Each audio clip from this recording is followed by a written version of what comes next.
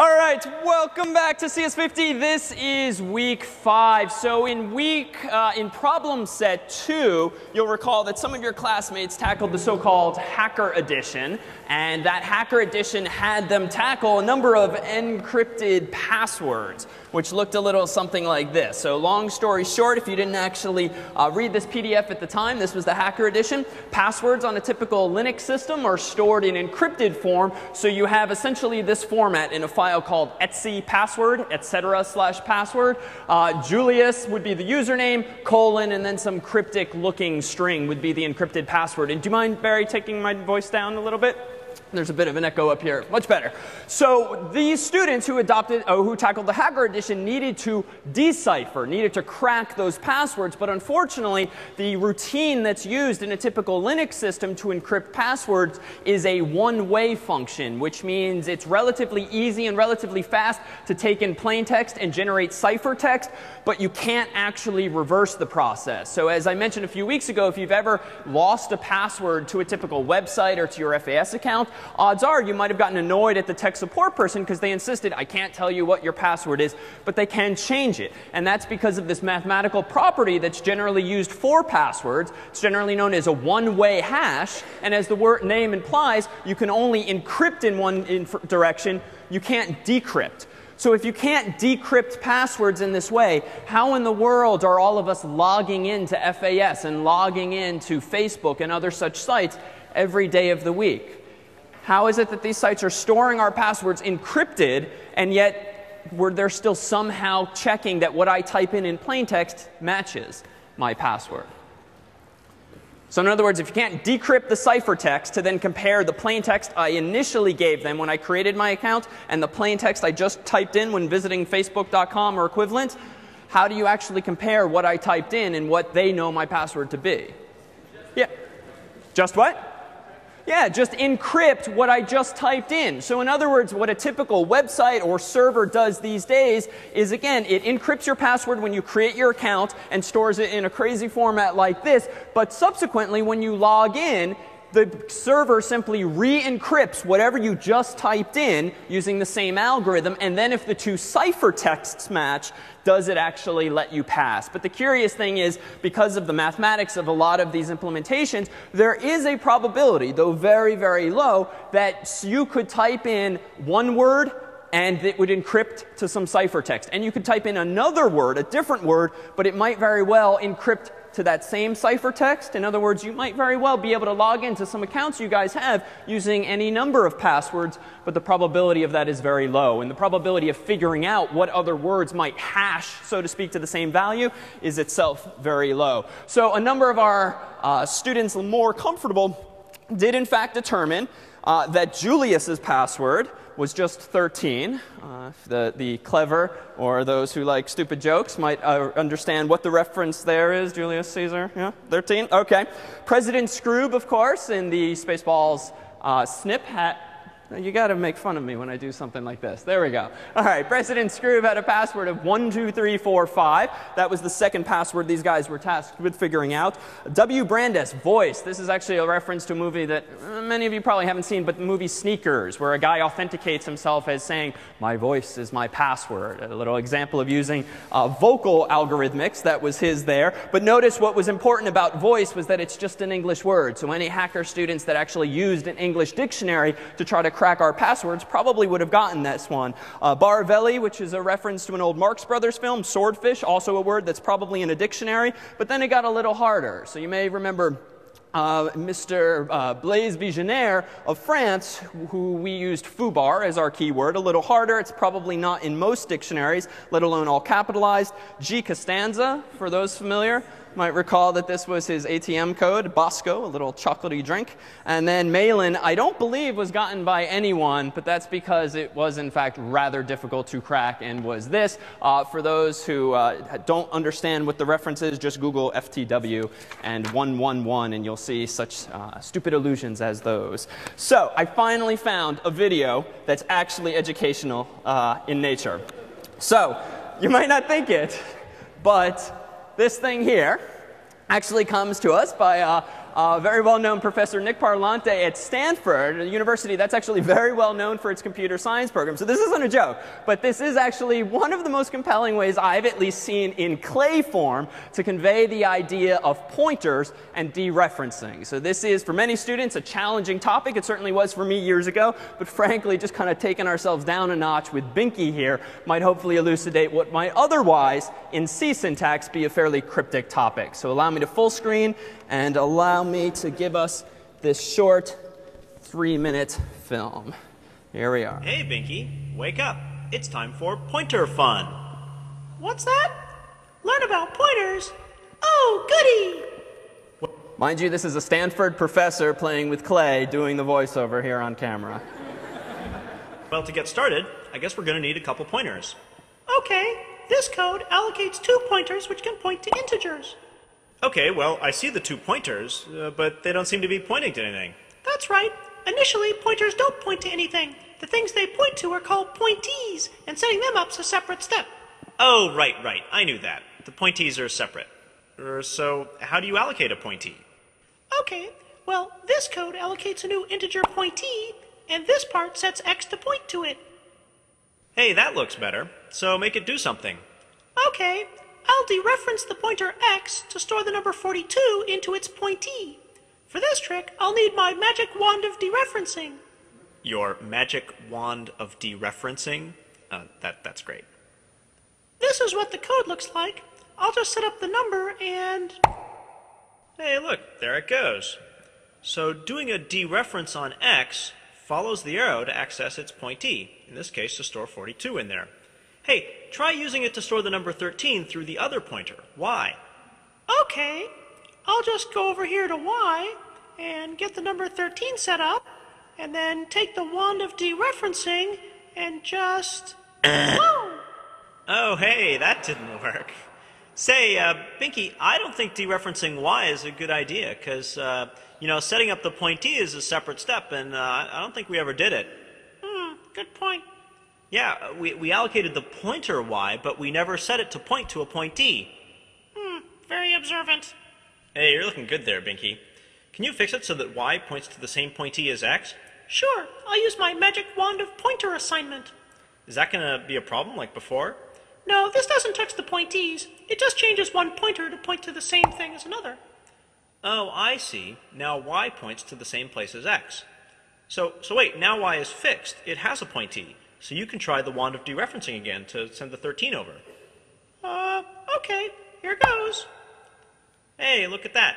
Now dereferencing works on y. And because the pointers are sharing that one pointee, they both see the 13. Yeah, sharing, whatever. So are we going to switch places now? Oh, look, we're out of time. But just remember the 3 pointer rules. Number 1, the basic structure is that you have a pointer, and it points over to a pointee. But the pointer and pointee are separate, and the common error is to set up a pointer, but to forget to give it a pointee. Number 2, pointer dereferencing starts at the pointer and follows its arrow over to access its pointee. As we all know, this only works if there is a pointee, which kind of gets back to rule number 1. Number 3, pointer assignment takes one pointer and changes it to point to the same pointee as another pointer. So after the assignment, the 2 pointers will point to the same pointee. Sometimes that's called sharing. And that's all there is to it, really. Bye-bye now. So, if you actually still struggle with pointers at any point this semester, watch that video and hopefully all your troubles will go away.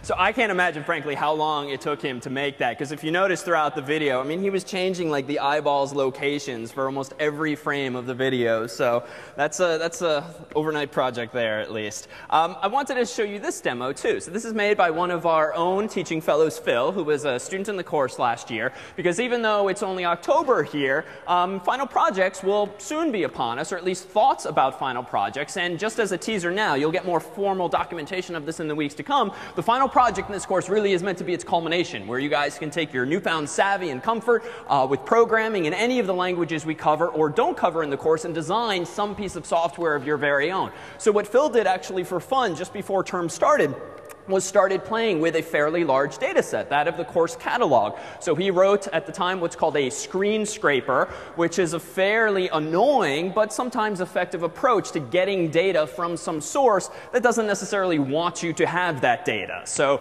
the registrar's catalog is all HTML pages, all web pages, but they fortunately follow a standard format. So he wrote a program that essentially crawled the registrar's website, much like Google and other search engines crawl the web, and then read into a database of his own all of the information about this course and that course. And then what he did was he taught himself a library called Flare that allows him to write software in Adobe Flash, if you're familiar with the Flash format. And what's neat about Flash is that you can do fairly sophisticated animations by writing in a language called ActionScript. So what this here is version 0.9 of a visualization of the course catalog for all computer science courses. And as is no accident perhaps, CS50 kind of interconnects all of these guys here at the center. And if you hover over CS50, what the edges in this graph tell you is where you can go after CS50. For what courses 50 is a prerequisite. And you can follow the links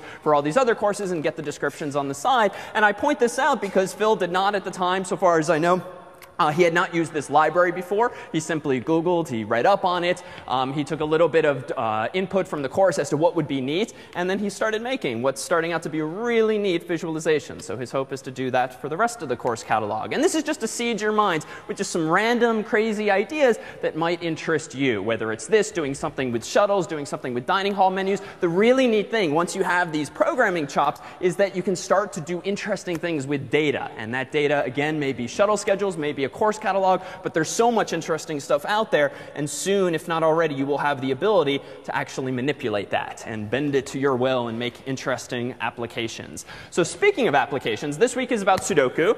This is our logo for the week, made by our own Yuki Yamashita. I double-checked when he handed me this, this graphic with another Japanese-speaking friend that I wasn't putting something incredibly offensive on all of our documents for the week. So this is, in fact, consistent with Sudoku in some form. But with Sudoku, those of you who have tackled it already, you know that it uses this library called ncurses, a graphical library. And we're not talking graphics in the Mac OS or Windows sense. It's still fairly primitive stuff within the confines of this terminal window. But those of you who might have been taking to heart our advice that you use GDB anytime you run into a problem, might have realized that once you have a graphical user interface between you and your code, it's kind of hard to use GDB and step through your program if you've got a big game board right in the middle of the screen. So Glenn Holloway, one of our sysadmins, actually posted last night on the bulletin board a little trick that I thought I'd show you real quickly here. What's really neat is if you connect to nice.fas in two windows simultaneously. Now, there is a probability that you'll actually end up connecting to two different servers that FAS owns. Nice.fas, even though we've been calling it one server, is actually a cluster of servers. So you can actually get pseudo-randomly sent to one machine or the other. So look to the bulletin board and help at cs50.net as to how to mitigate this if you don't find that this is working. But I've done that. I've connected to two machines. I'm going to do a quick sanity check. I'm going to type hostname. And what I see there is that the nice machine that I'm connected to actually has a name of ICE2, and if I do hostname in this other window, I also have ICE2 there. So there's ICE1, ICE2, ICE3. And as an aside, if you find that you're on the wrong machine, you can actually just type SSH, your username, at, say, ice2.fas.harvard.edu, and that will make sure that you connect from this machine to the right one. But the end game, ultimately, is just to make sure you're on the same machine physically, and I am. And what I'm going to do now is this. I'm going to run Sudoku. After compiling it here, I'm going to go ahead and run Sudoku, and then using the newbie level. So I'm just going to pick a newbie game, but I'm going to type an ampersand at the end of the command.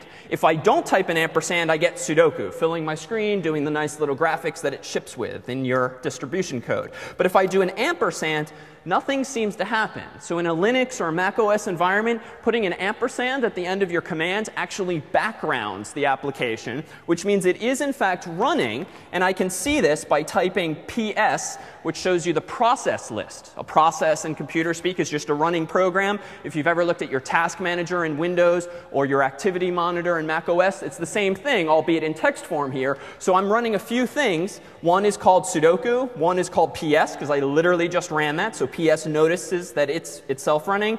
And then out of curiosity, what is Tish? T-C-S-H? Tish? So this is your shell. So when we've talked about your prompt or your blinking prompt, that's actually a program that takes input. The input it takes is whatever you type in at the command prompt that hit enter. So no, just FYI, there's a lot of shells out there. There's Tish, there's Sish, there's KSH, there's the Bourne shell. There's a whole bunch of shells that people have written over the year, most of which behave similarly. But if you ever, after CS50, connect to what you're told as a Linux or a Unix machine, and things don't quite seem to be working as expected, it probably just means the shell is slightly different. So basics like ls will still work, cd will still work, but there might be some other differences, but don't be startled by those. But what's important here is the following. When I've just run this command, I've backgrounded the application, and what I'm told is that the process I'm running, the first one I backgrounded, has a PID, process ID, of 6373. This is just a unique number that Linux or Windows or Mac OS assign to this program so that it can keep track of it in memory. But this is useful because if I now type FG for foreground, that's going to put things in the front of my screen, and it's going to let the program run as usual. So now I'm going to go to my second window here, and I'm going to run GDB on Sudoku on 6373. So a new little trick. At the command prompt, I'm going to type the name of the program, but also the process ID here, hit enter. What I'm now at is a prompt, GDB. There's a whole bunch of stuff that loaded, but never mind that. And I'm going to do something like set a breakpoint in sudoku.c line 164, which I just so happen to know is the part of the code, if you've looked at it already, is where I'm dealing with user input. So I'm going to hit enter here. I have a breakpoint, but now I still seem to have broken the program. How do I tell the program to just keep running now until it hits that breakpoint? Remember, continue? So continue. Now nothing seems to be happening, but that's because the program is now running if, as you see in the bottom, we have a little menu here, N for new game, R for restart game. If I go ahead and type N, notice what happened. Nothing in the game, but on the right-hand side, GDB appears to have responded. So this is actually a really neat trick. I'm sort of remotely debugging one process in a separate window altogether. So now on the right-hand side, I've broken at line 164. For those who have looked at the distribution code already, this is the kind of stuff in sudoku.c that we've given you this week. And long story short, this part of the code, am I sitting in a loop waiting for user input? But what's really neat now is that I still have the game running in the left-hand side. On the right-hand side, I can do things like print the value of a variable called g.number, which is discussed in the PDF for those unfamiliar. Apparently, it's 160 right now. Oh, look at that. I'm playing the 160th new board at the time, so there is, in fact, a correspondence. So for those of you who have been kind of banging your head against the wall, struggling with various bugs, know that relatively easily can you use GDB in this still interactive format without getting caught up in the graphical details. So courtesy of Glenn, this particular trick. So if you didn't get all that, it is posted as a sticky on the course's bulletin board. So you can check the other category or the PSET4 category there. So I'm just going to quit. I'm just going to quit here. And then voila. Any questions? Neat trick, fast, but we'll recover it in section if need be. OK, so there's never a more attentive audience than when you're talking about things that affect them personally or can get in the way of their privacy or their security. So what I thought we'd do, because this week we lay the foundation in terms of concepts for a specific domain, that of forensics. So in a couple of weeks' time, we'll be distributing Problem Set 5. Problem Set 5 theme is, in fact, forensics, where you're going to have to implement some digital forensic type software to recover, among other things, some accidentally deleted JPEG. So if you see me and a couple of the teaching fellows on campus this coming week taking photos, just keep walking, because that kind of spoils the scavenger hunt. In fact, last year we were kind of trailed, as I recall, by one student just taking notice of where all the hidden but non-obvious but identifiable locations on campus were. So we'll be on the lookout. Buffer overflow attacks. How does this relate? So we talked last week about security and bad stuff that can arise when you manipulate pointers or ultimately manage your own memory. And still today, one of the most common ways of compromising a program or a server is to exploit someone's mistake with regard to memory. If that program's written in a language like C or C++, that means specifically someone screwed up with regard to a pointer, or someone screwed up with regard to an array. So what I thought I'd do is make this a little more concrete using some really nice visuals that someone put together here of a very simple program. So this program here has a main routine at the bottom. It has int argc, char star star argv. This is the same thing, recall, as saying char star argv, open bracket, close bracket, because we've seen this relation between pointers and arrays. So that's just another way of saying the same thing. The only thing this program does when run, apparently, is call a function called foo, and it passes to foo the first command line argument, whatever the user typed after the program's name. What does foo do? Well, it apparently takes a string, aka char star is input. It then declares statically on the stack, because this is a local variable, an array called C. That array called C has 12 locations, each of which is a char, and those locations, recall, are all contiguous. So this is 12 1-byte chunks of memory back to back to back called C on the stack. Then there's this function here, which we haven't really used, but you can infer its role. Mem Copy simply copies memory from a source to a destination. So apparently what this function is doing is passing in to C the value that's in bar, and it's doing this for how many characters? Well, however many characters were in bar. So in other words, the destination is C. That's where we want to put a copy of argv1. The string we want to put there is, again, bar, because that's what we gave this variable's name. And then the length of bar tells probably memcopy's for loop how many characters to actually copy. But there's a bug in here, as implied by this comment. When it says no bounds checking, what does that mean? What are we not checking here? So the bounds of C, right? So we've declared C to be of size 12, and we are doing a sanity check. We're checking how long bar is so that we tell memcopy, you know what? Only copy the first n characters of bar, where n equals stir length of bar. But what's the problem? What value of string length of bar could cause problems for us? Any value that's what? Any value that's greater than 12. Because if we copy more than 12 bytes, that's perfectly fine from bar's perspective, because bar has as many characters as he has. So it's fine if we traverse all of those characters. But if we blindly copy more than 12 characters into the array called C, who knows where we're going to be putting them? We're going to start overlapping something else on the stack. And that's precisely what a buffer overflow attack is all about. So here's a really nice picture that someone put together. Actually, if you'd like to read more on this stuff, the Wikipedia article at the moment is really nicely describes this process. So notice what we have here, a rectangle very similar to the one we've been using in class. At the bottom there where it says parent routine stack, so that's like main stack. So main or any functions down below. In red is highlighted the return address. So we haven't talked about this, but one of the things that the stack is used for, besides parameters and besides local variables, is the address of the function that should be returned to after another function is done executing. So in other words, if main calls foo, what happens is main's return address, main's address in memory. Remember the text segment? Main's address in memory is plopped on top of the stack so that the computer, when it's done executing the function foo, it then checks that lowest level frame, that red bar up there, and says, what address should I now return execution to? Where should I go back to executing? Because I forget. It checks that value, and hopefully that's in fact main's address. So a smart adversary might recognize this and might recognize, OK, at the very top of this picture, we have the start of the array called C, hence C bracket 0. And at the bottom right corner of that rectangle, we have C bracket 11. In other words, the computer has given us 12 bytes from top left to bottom right there. But where, according to this picture, if you pass in or try to copy more than 12 bytes, are we going to start writing? We're first going to overwrite what value? bar, because bar is right below C11. So as the picture implies, if you try to write to C12 or C13 or C bracket 14 or anything like that, you're going to start to go lower and lower into the stack. So we're going to start to corrupt or clobber bar's value.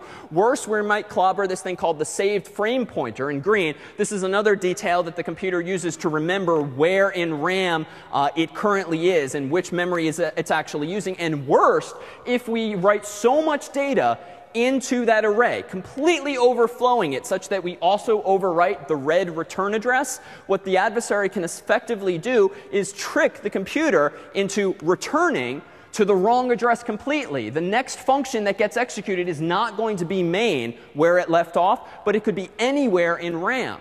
So if you have this power now to tell the computer, to trick the computer to go anywhere in memory, that just begs the question, where do you want them to go? Well, you probably want, you being the adversary, you probably want them to go to a location that has some malicious code, code ideally that you wrote that maybe circumvents a serial number check, that maybe circumvents a password check, that does whatever you want this thing to do. And that's precisely what a buffer overrun does. So if you just type in hello, H-E-L-L-O, and then you get the \0 at the end of it, that's perfectly safe. But to be clear, notice that the string fills the stack from the top on down. Because even though we've been drawing this picture as though the stack is on the bottom and the heap is on the top, just because of convention, notice that it's a little small here, but the black arrow on the right says memory addresses grow downward. In other words, in memory, the smaller addresses are on top and the larger addresses are on the bottom.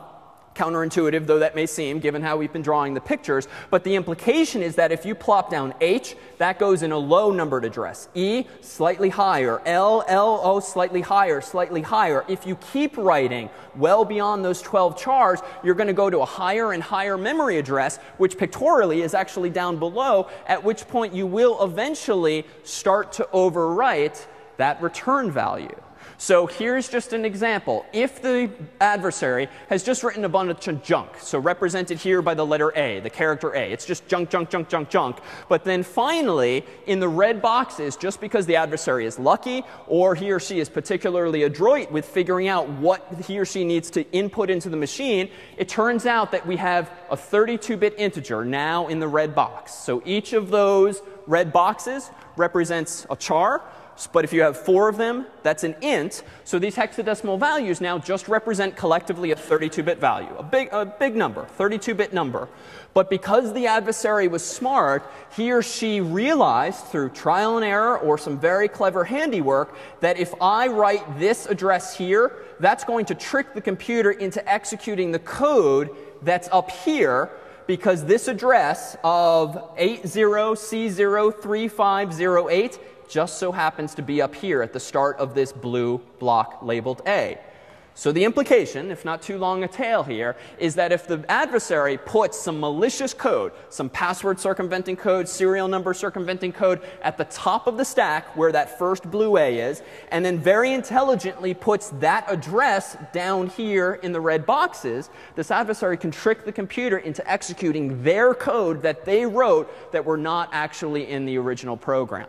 Now, what can this result in? Frankly, anything. If you have the ability to inject arbitrary code into the computer's memory, you can do anything you want. And a lot of the time, it just crashes the server. So if you ever happen to be a webmaster for some student group, you're trolling through your logs, just seeing what people are requesting, very often will you see just junk. You won't see valid URLs being requested. You'll see a part of a valid URL and a whole bunch of nonsense, binary data. And that's because one of the most common approaches to finding mistakes like this, finding a mistake like this where I'm failing to check just how large C is just hammer on the machine. Throw as much data as you can on it, because you know what? If you actually cause that machine to crash, probably not your goal, but something interesting is there. There's some potential to do some bad work. So that's very often the first approach, is just bang on the thing, and if it breaks, aha, now you've got a potential target. So this is there's a more general approach to this. You don't have to be as precise as this picture implies.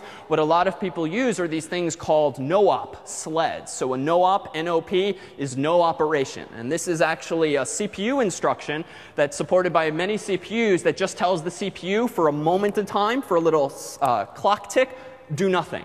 So if you have enough of these, you can actually tell the CPU for some number of nanoseconds or the like, do nothing, do nothing, do nothing, but keep continuing down. So even though this picture implies that the adversary had to know precisely where all of these addresses were, they usually don't. And so usually the code they inject has a whole lot of no-ops that fills the space but tells the CPU, just keep going, keep going, keep going until you actually see an instruction that's not a no-op. So shell code refers to the code they want to inject. No-op just means keep going, keep going, keep going. So it's just a way of kind of filling the space in hopes that you actually maximize probability of compromising the machine. So if you like this kind of stuff or want to do this kind of stuff, CS51 next fall is a course that actually allows you to dabble in things like this. In fact, one of the first problem sets is really neat. It's a ticking time bomb of sorts, whereby the professor hands you a program compiled in Linux. It has a number of password prompts, and you're challenged to figure out what the passwords are without actually guessing and without detonating the so-called binary bomb. In other words, if you type the wrong password in, it's actually quite clever. If you type the wrong password into CS61's first problem set code and hit enter, and you're wrong, well, your TF gets emailed and you lose -1 point. Do it again, -2 points. Do it again, -3 points. So trial and error, brute force, not so smart. So what you'll find, here's a hint for your homework 12 months from now. So use GDB, because using GDB, as we've already seen, can you poke around code? Can you set breakpoints? And in fact, that's how you can go about tackling that particular problem set, by dissecting the binary, not just by running it and crossing your fingers that you can guess what the professor's choice of passwords are. So it's a really neat class to take after this, and you talk about these kinds of low-level details. And those of you coming to this course with familiarity with or experience in Java, I mean, these are really neat, juicy details that you just can't discuss in Java, because in Java, there are no pointers. There are no direct memory addresses. All of it is abstracted away, for better or for worse, using things called references. But the downside is that you don't have nearly as much control of your machine. The upside is adversaries don't have nearly as much control over your machine. So you get something and lose something. So with that said, let's pave the way for a little chat about forensics, so not actually breaking machines, but actually understanding how data is represented and recovering stuff we actually care about. So thus far in the course, we've pretty much talked about chars and strings and ints and floats and doubles, all of these primitive data types. But it's hard to imagine, using just those primitives, how you can implement anything more sophisticated, like a Facebook website or a search engine, which clearly need to store more than just individual numbers. For instance, you might want to store in some program you're writing a student. And a student on campus is a real-world entity, and most students have an ID number, they have a name, and if they're undergraduates, they have a house. So it'd kind of be nice conceptually if we could just kind of clump all of those fields together and wrap them in a new data structure that we ourselves can define. And that's what we can, again, use this trick called typedef for. So typedef we saw once before to declare what in CS50's library? A string. So we used a one-liner that said, using typedef, make string, quote unquote, a synonym for char star. Well, using typedef, can you define more interesting data structures that aren't just synonyms? They're brand new data structures that just don't exist by default in C. The syntax for this is to say typedef, struct, and then open brace, and then enumerate with line by line, typically with semicolons at the end, each of the fields, so to speak, that you want to put inside of a new data type that you will henceforth call student. I could call this anything I want, but conceptually it seems sensible to call it student. So if I now glance at the code of which you have a printout today, let me go ahead and go into struct.h. This simply looks like this. And let me quickly speak to this whole .h file. So you guys have been using CS50.h, string.h, standardlib.h, all of these header files. The motivation for those files, again, is so that you can tell the compiler, hey, I want to use some functions that someone else wrote, and therefore here is the file that declares all of those functions, and maybe some constants, and maybe some other things. But similarly, is it very common to use header files in C to declare data structures that you yourself want to use, and that other programs that use your code, if you start writing more sophisticated programs or libraries, themselves might want to use. So in the interest of best practice, what I did, even though this is a fairly simple program, I factored out these new definitions, this thing called a student. I put it in its own file called structs.h, just by convention. And what I then did in structs.c is what at the top of the file, presumably? Instructs1.c. I just do this. So here's a slight difference in approach. So there's a fundamental different approach between include CS50.h, standard io.h, standard lib.h, string.h, and structs.h. Syntactically, what's the obvious difference between these 5 lines of code?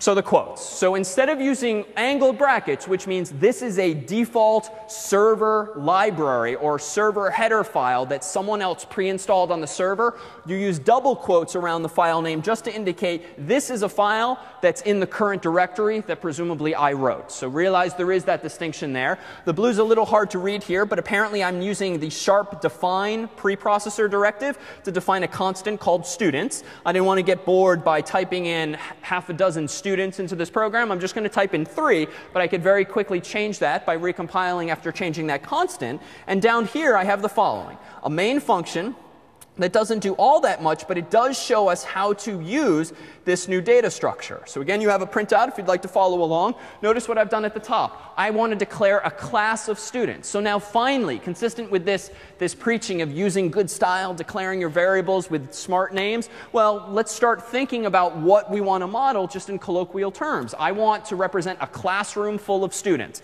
So I'm going to call my variable class. It's going to be of type student, but it's going to be an array that has specifically 3 students in it. So this is just an array of 3 data structures of type student, and collectively I'm going to call that class. OK, so it's pretty easy now to refer to this. So now I have a loop. So for each of these students, I'm going to iterate from 0 up to students, which again is 3. Now notice the new syntax, if unfamiliar. I'm first going to tell the user what's the first student's ID. Then I'm going to use the familiar getInt. And I'm going to use class bracket I. So give me the ith student in the class, the ith data structure, and then .id. This dot operator just says go inside this structure and assign it to the field called ID. So dot simply means go into the struct and access this field. New syntax, not all that hard. What's the student's name? I do the same thing with string. What's the student's house? I do the same thing with string. And then just to keep the formatting of my program nice, I just print a new line after that. So now I got a little curious. I wanted to just use some other string functions, and I decided somewhat arbitrarily I want to print out any student who happens to be in Mather. A little biased. So for int I gets 0 up to students, so iterate over the whole class again. And here's a function that should be familiar for those of you who've tackled Sudoku already. If string compare, strcomp, of the ith student's house, quote unquote Mather equals 0. Well, we saw this briefly last week. Strcomp returns 0 if 2 strings are equal. It returns a positive value if one belongs before the other string lexicographically or in a dictionary, or it returns less than 0 if it belongs after the word. So you have this ability to sort strings using this function as a building block. I'm just using it for equality, so I'm checking is the return value of strcomp given this string and given this other string equal to 0. If so, let me go ahead and print out who's in Mather. Well, %s is my placeholder. Class bracket I dot name gives me the ith student's name, and it just happens to be a char star, which is why %s suffices. And then finally down here, one of the most new important things that I've done, why do I now call free on every student's name and every student's house? Sorry? So to return the memory, but yet I didn't call malloc, right? The rule of thumb last week very simply was if you call malloc, you better call free at the end. So why am I nonetheless calling free here?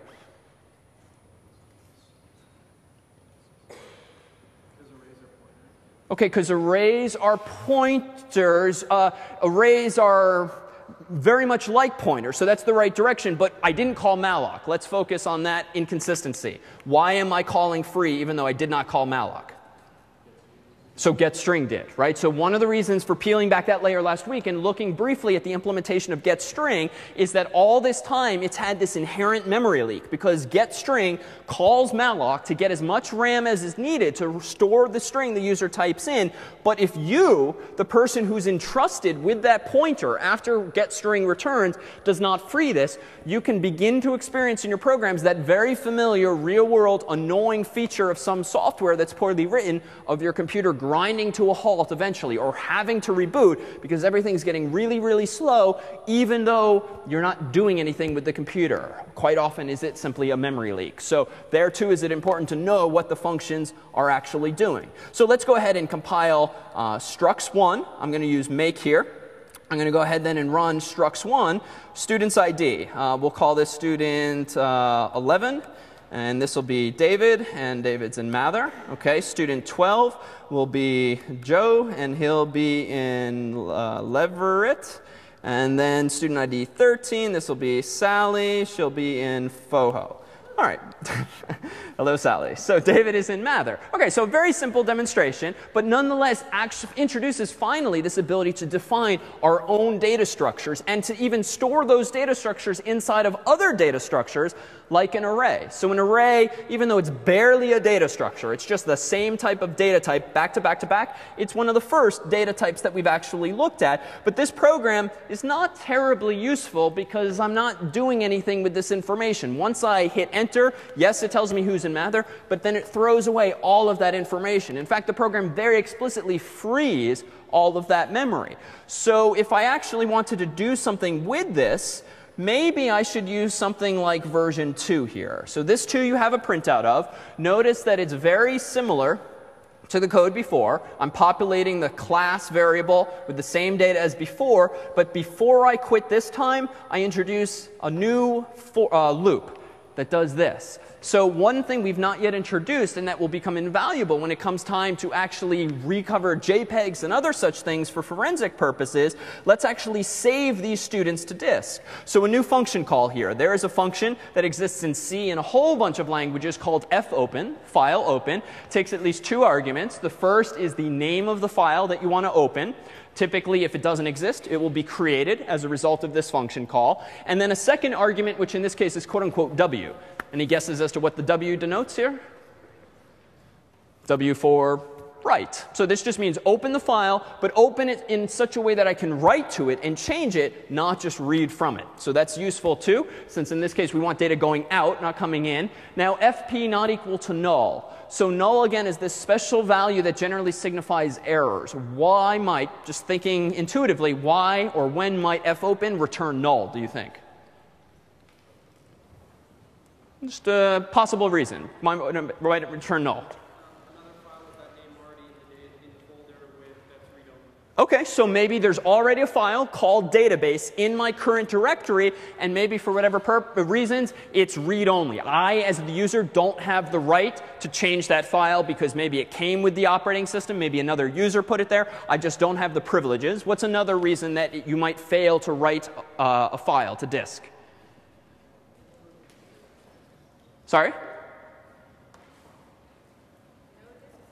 No disk space. OK, so at some point we might realize that as much as I want to put these bits on disk, there's just not room, so something has to fail at some point. So let's take a look now. I at least double check, is fp not equal to null? Because if it's not null, that means I've gotten back what's called a file pointer or file handle. It's called any number of things, but it's just a variable that somehow represents that file's location on disk. Now I do this. I go ahead and iterate 3 times from 0 up to students. And what do? Well, I use this slightly different function that's very similar to one we've used, not printf, but fprintf. What's really neat about fprintf is that it's the file version of printf, and it just takes one additional argument that allows it to distinguish itself from printf. The first argument here is not the string you want to print, but a pointer to the file that you want to print this string to. So this means send the following string to fp, that file pointer. What string? %d\n. What is the int that should go there? Just the student's ID. After that, put the student's name. After that, put the student's house. And then finally, after this loop is done, close the file. So what I've done is dump into a file student after student after student, and each student's fields happen to be on their own line. So let me go ahead and compile this, make structs2, because the rest of the program is identical to structs1. Let me go ahead and run structs2, enter, and now if I do this, and then David, and then Mather, and then 13, and Joe, and Leverett, and then 14, and then Sally, and Foho, enter. OK, so the program has behaved the same, but if I do an ls now, notice I have this file that if I do an ls-l was just created a moment ago. And as an aside, this is the size of a file. This is when it was last modified. ls-l shows you some interesting tidbits. Let me go ahead and open database, and voila, there's my database. So what is my interpretation of a database here? It's just a text file that's got this data line after line after line. So in effect, what I've kind of done now, albeit very quick and dirtily, I've come up with my own file format. This is my sort of David Malin's file format for students. I just have to know that a student record is stored in 3 lines, one after the other. And I myself just have to remember that the ID comes first, then the name, then the house, then repeat some number of times. So now, if we take a step back and consider the real world, when you've saved a file in Microsoft Word format, or in HTML format, or in any file format that has one of those 3-letter extensions typically, you are simply telling the program, save the contents of whatever it is you want to save in the proprietary format that Microsoft or Apple or whomever came up with. Now, that just means that they decided on their own how they want to put bits or how they want to put characters on disk. Probably Microsoft Word is not as naive as just storing the words in your file from top to bottom, left to right, because there's a whole bunch of junk in any Word document. There's bold-facing, italics, tabular information. There's a huge amount of metadata, so odds are Microsoft can't get away with such a simple file format. But some formats are relatively simple. So JPEG photographs, when you take them with a digital camera, actually are stored on disk, whether it's your hard drive or your compact flash card or your SD micro card, whatever your technology is.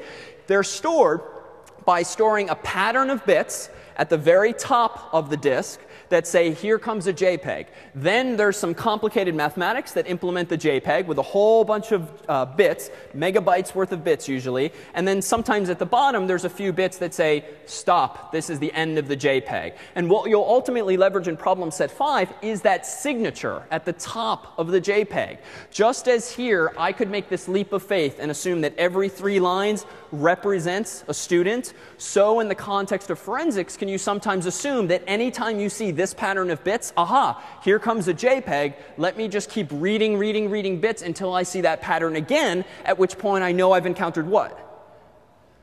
Another JPEG. So digital cameras, frankly, are pretty stupid when it comes to storing information. They generally write one photo, then the other right after it, then the other right after it, and the other right after it. And so in fact, you'll find that using some basic building blocks like these here today can recover that data relatively easily. Let me show you one other trick here, going back to a piece of code we had last week. We had this sample stupid program called bar.c. You had a printout of it last week, and it was really just meant to demonstrate GDB because it has a bunch of functions, a bunch of variables, and I can step through each one.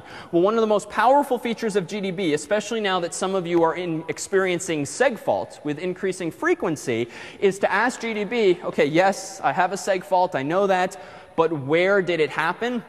One of the things you can do with GDB is this. I'm going to go ahead and run GDB on this program called bar. I'm going to set a breakpoint at the function called bar, because recall from this program that main calls foo and foo calls bar. So I want to break once I'm pretty nested inside this program, once I've got a bunch of frames on my stack. So I'm going to go ahead and type run now. It's broken right at the point where bar is executing. Actually, let me get rid of that error message. Make bar. OK, so break in bar, run. So it's going to break in the bar function. So you can type list to see where you are in the program. But what's really neat is you can type backtrace, or just BT for short. And what this will show you somewhat arcanely is a list of all of the frames you currently have on your stack. In other words, all of the functions that were called up until this point. So if you're running GDB and you encounter a seg fault and you really don't know what went wrong, frankly, you can just kind of infer where it happened by typing backtrace often. You'll see all of the functions that may have been called. Now, especially in Sudoku, where you're using that fancy library called curses, there might be not only your functions in there, but a whole bunch of functions you didn't write. Generally speaking, it's safe to assume that those functions are correct. So much as you'd like to disagree, odds are those functions, many of which have been around for many, many years, are correct, which means probably one of the functions you wrote that called that huge list of functions is the culprit. So in this case, what I see here is this. The oldest frame on my stack is this one here, number 2 for main. After that, there's another frame on the stack for foo, and then this third one for bar. So what I can actually do here, BT for backtrace again. If I want to see, you know, what was going on in main, right now I'm in bar. Whoops. Let me fix since I accidentally pasted something in. Break bar, run. OK, so now this is bar. Suppose that here's my backtrace. You can type frame, and then the number of the frame you want to go to, frame 2. Now notice I'm in frame 2. No, it doesn't mean that I've said go continue executing main, go back to frame 2 and start executing. This means let me poke around inside of this stack frame. If we have this picture from last week, or even this fellow's here, when we have various frames on the stack, this just means let me poke around inside this frame so that now I can type things like print a, and I can actually see the value of a, even though that variable is out of scope inside of bar. And just to be kind of curious, notice what we can do here. I'm going to rerun the program so as to start from scratch. So run, it's going to break at bar. And let me do this. Notice that bar has a local variable, or really a parameter. This is what bar looks like. So I'm going to print m. All right, m, OK, it was the value 10. That's not interesting. Let me print the address of m. So ampersand m is the address of operator. So now I get a fairly looking hexadecimal string, but that's just a fairly concise way we decided last week of representing big numbers. Hexadecimal, because you have more digits, you can represent things more compactly. And yeah, look at this. This is a pointer of type int. OK, so this is a cryptic looking address, but let me now do this. Let me go into the frame for main. Main itself apparently has a variable a. I can do a sanity check. Print a was 5, whatever. But let's print the address of a. And now we have this value. So now notice, even though this is a little cryptic, this number is almost identical to this one. This is from bar. This is from main. And now notice, which of these numbers is bigger? It's somewhat subtle, but which of these numbers is bigger? They're almost the same. 0x, Bravo Foxtrot, 976, Charlie, and then they only differ at 2 places, 60 and 9c. Even if you're not quite comfortable with hexadecimal yet, this one on the bottom is in fact bigger, which confirms the prediction earlier that when we are manipulating the stack, these larger addresses are in fact down below. The address of main's variable is bigger numerically, its address, because it's lower in the stack. It's one of the earlier stack frames. So here too, using GDB, can we actually poke around with such detail that we can see precisely the assumptions that adversaries are exploiting. So that was a lot. Let's take a 5-minute break. All right, so we are back. We are back, and so is lunch. So not this Friday, but next Friday will be the next lunch with CS50's team. If you'd like to RSVP, just go to cs50.net/RSVP. We will have to cap attendance just so that we keep things sufficiently intimate so that we can actually talk with one another. But check that out on the website if you are available and free. So hexadecimal, we've seen now multiple times. It's going to recur, especially in the context of forensics and our use of file I/O. Incidentally, file I/O simply means input and output, anytime you've seen that acronym somewhere.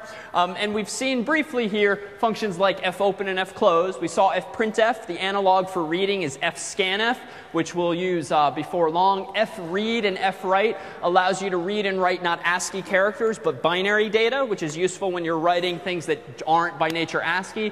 feof is just a function that tells you, am I at the end of file? EOF, yes or no. So more on those in the time to come. But before we get to this sexy picture, a less sexy picture, hexadecimal. So we saw this, 0000 in binary represents what decimal number? Easy question. All right, so 0. But in hexadecimal, it also is represented as 0. So hexadecimal digits conveniently can be represented, hexadecimal digits conveniently represent 4 bits. So in other words, let's disregard decimal for today and just say that this is hexadecimal on the right-hand side. If instead I want to represent the number 1 in binary, but in hexadecimal, this is simply 1. And then if I fast forward to, say, 1, 1, 1, 1, this equals what in hex? So this equals F. So all ones, that is what? The number, let's see, this is the 8's column plus 4's column. That's 12, 13, 14, 15. So 15 in decimal is F in hexadecimal. All right, but we've been looking at numbers that are much longer than just single characters, right? We saw addresses like this thing here, which clearly has multiple hexadecimal digits back to back. So all this means is that you take you take those numbers and then figure out what the corresponding bit patterns are. So in other words, if I had this 1, 2, 3, 4 zeros in binary followed by 4 ones in binary, this would be represented in hex as 0f. Or just to make clear the notation, 0x just says here comes a hexadecimal value. So 0f here. If instead I did all ones, 1, 2, 3, 4, 5, 6, 7, 8, that happens to, and it doesn't line up because the zeros are fatter, that happens to represent what? Well, this is the 128's column. This is the 64's column. This represents the value 255. So the largest decimal number you can represent with 8 bits we've seen long ago is 255. In hexadecimal, though, that's just 0xFF. So again, those of you who have some HTML background or play around with Photoshop, you very often see precisely these hexadecimal codes. In fact, let me see. This is somewhat tangential to CS50, but does demonstrate exactly where this stuff does come up. So this is Photoshop, a very fancy photo manipulation tool. This is the color wheel. You'll notice that there's this mention of RGB, red, green, blue. So the way that numbers are represented, and this actually will be useful for problem set 5 as well, as you'll see, they are represented as RGB triples, a value for red, followed by a value for green, followed by a value for blue. And what this means is that pictures are made up of pixels, little dots. Every one of those dots has a color. That color can be implemented with some amount of red, some amount of green, and some amount of blue. You can combine those in so many different ways that you can essentially get every color of the rainbow just by using those values. So here I have the value 0, 0, 0, 0, 0, 0. So that means no red, no green, no blue. What do I get? Well, the absence of all color here gives me black. If by contrast I say give me a lot of red, well, that's a lot of red. So give me a lot of red, but now crank up the green, then crank up the blue. That gives me all of the colors. And if you have all of the wavelengths of light, you have white. But as we just saw, this would be red.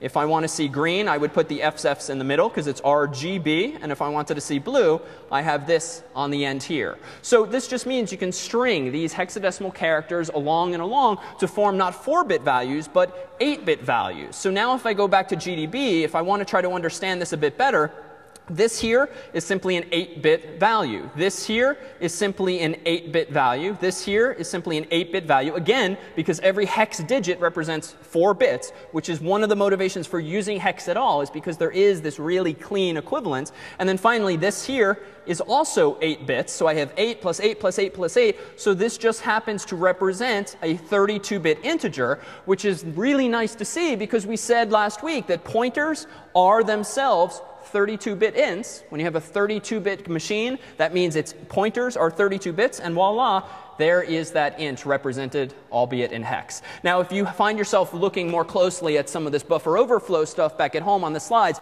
you'll actually notice that some of these digits, some of these hex digits, are backwards on the diagram. And it's not a mistake. And that will actually come up in problem set 5 as well, a discussion of what's called little endianness and big endianness. Essentially, years ago, the world had to decide when we want to lay out multi-byte numbers in memory, do we go from left to right, or do we go from right to left?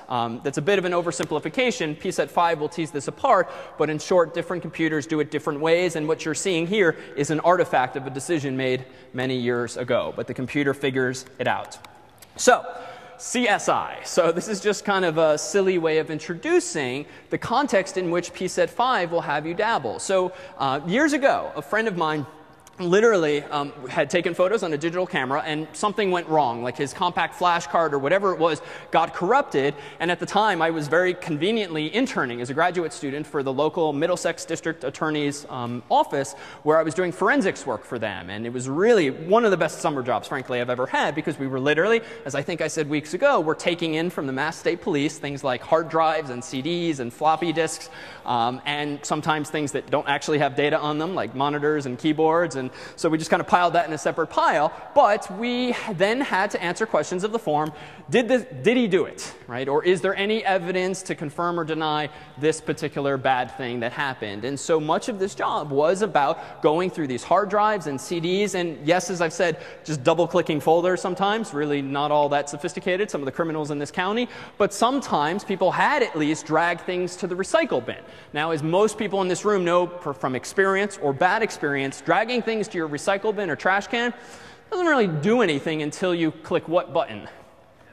So empty trash or empty recycle bin. So more on that in just a moment. But there's even more worrisome aspects of data storage. So in fact, there was a really neat story a few months ago about the iPhone. Those of you with iPhones or iPod Touches know that when you push the button in the bottom there, you actually get this fancy animation where everything kind of shrinks down and you then see your desktop. Well, I believe the way Apple did, or maybe still does implement that feature, is they don't resize your whole window down to a little dot. Rather, they very quickly take a screenshot and then shrink that screenshot, because it's very easy to shrink an image. It's a little harder to shrink actual applications. Now, the problem is a forensic analyst realized was that people then who might hit the home button while reading a really personal or really sketchy email or IM had this paper trail on the flash memory in their iPhones or iPods, because the moment they hit that button, their phone or iPod took a screenshot. That screenshot had to get saved somewhere on disk. Now, these things don't use hard drives. They happen to use flash memory, but it's the same idea. Those zeros and ones got written to the phone or the iPod's memory,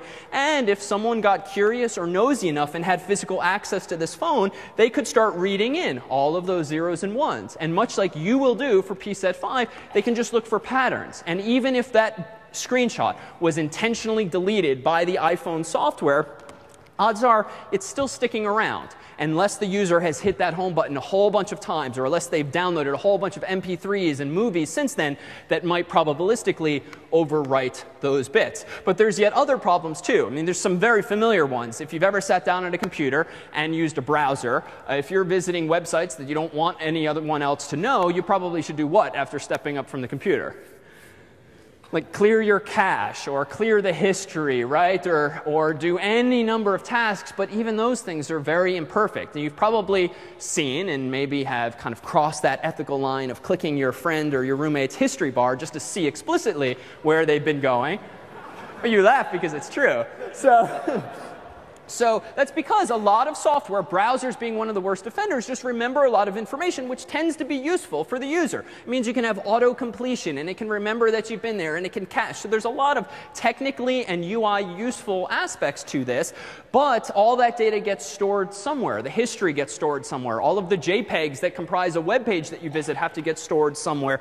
And worse than that, computers these days have something called virtual memory. So long story short, most computers have these days like what, a gig of RAM, 2 gigs of RAM, but the operating system actually lets itself think that you have 4 gigs of RAM or 6 gigs of RAM, because that's convenient. And by having more RAM or more illusions of more RAM, can you then run more and more programs at once, at least in the background, right? You might not be interacting with all of them, but if you trick your computer into thinking this person has so much RAM, it means you can double click more icons and have more stuff running at once. But the means by which most computers implement that illusion is they steal some hard disk space or some flash memory space, and they say, pretend this space is RAM. And what the computer does, unbeknownst to you, is when you start to run too many programs that physically can't fit in RAM, some of them get shuttled to this thing called virtual memory. They get copied from RAM, which is purely electronic, to disk, which is often mechanical and is slower, but they do this transparently. So you, the user, don't know where all of those bits are.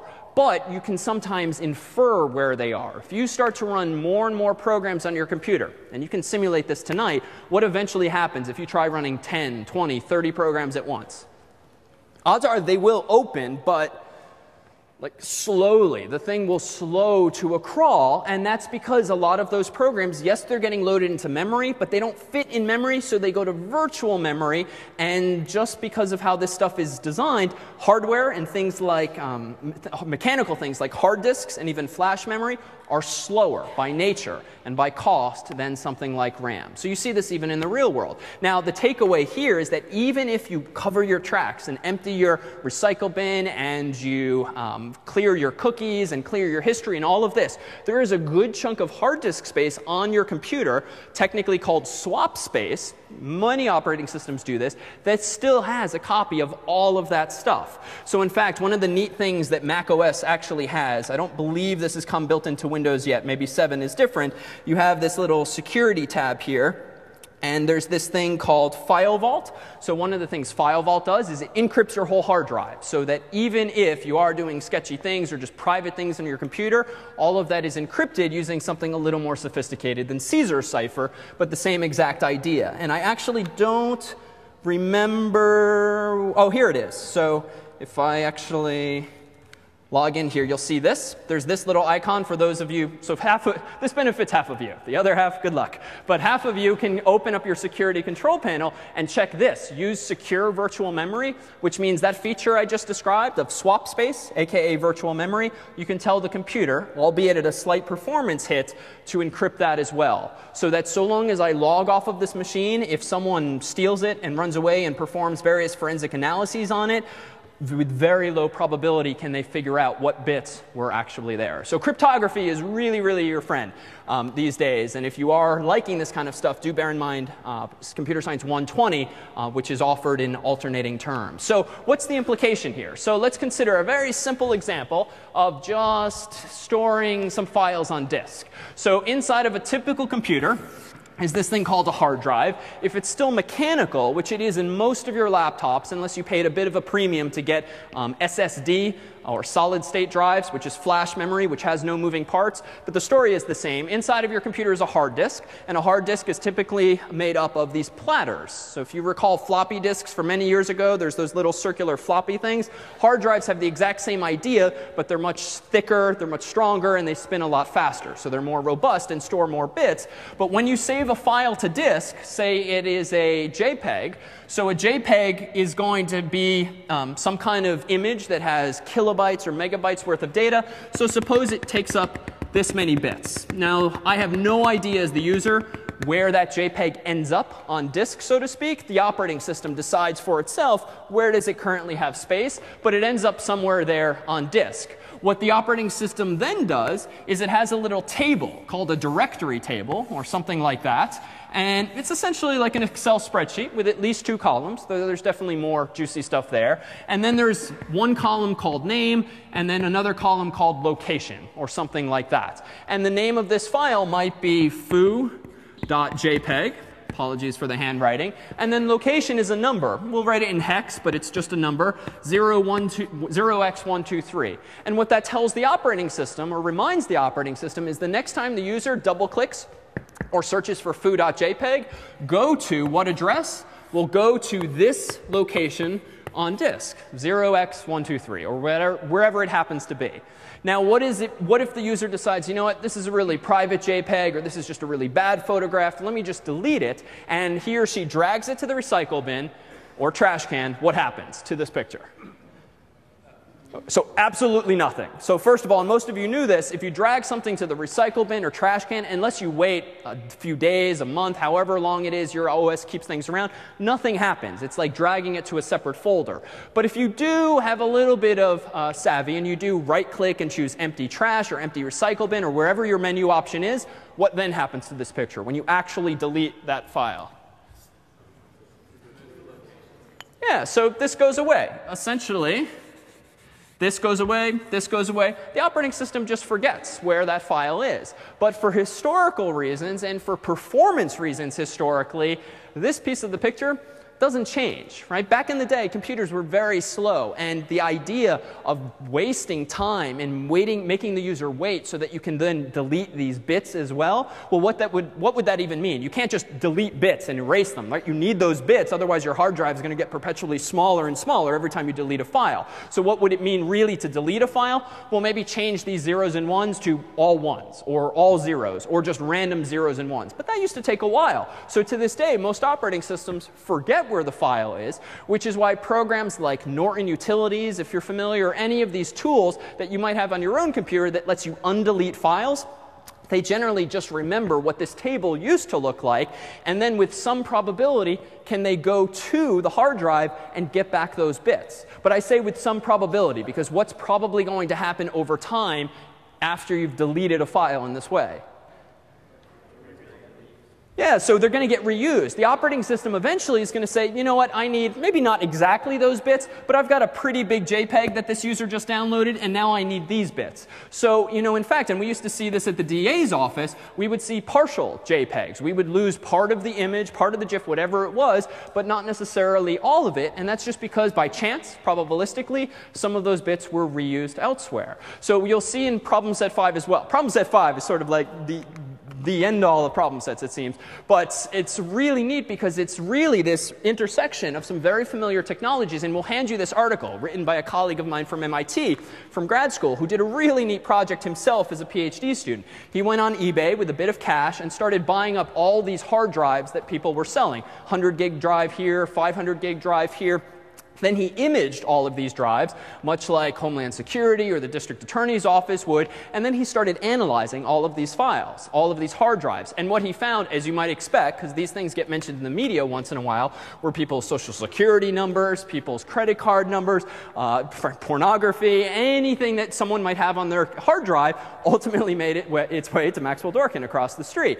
But what was really neat, so the point for him was not to get some cheap pornography on eBay, but rather to actually assess with what frequency this is happening and what tools could they, those users, start using to more effectively, you know, scrub their information. And what the scary thing is, and we'll present you with this paper in PDF form, this article, so many of the tools out there that you would pay good money for to, you know, make sure that your financial documents are safe, your personal documents are safe, so many of them are buggy. And one aspect of this article was to find innumerable faults with all of these tools that would overlook things like the swap space when wiping your hard drive, or they would overlook something called slack space, which this article will discuss.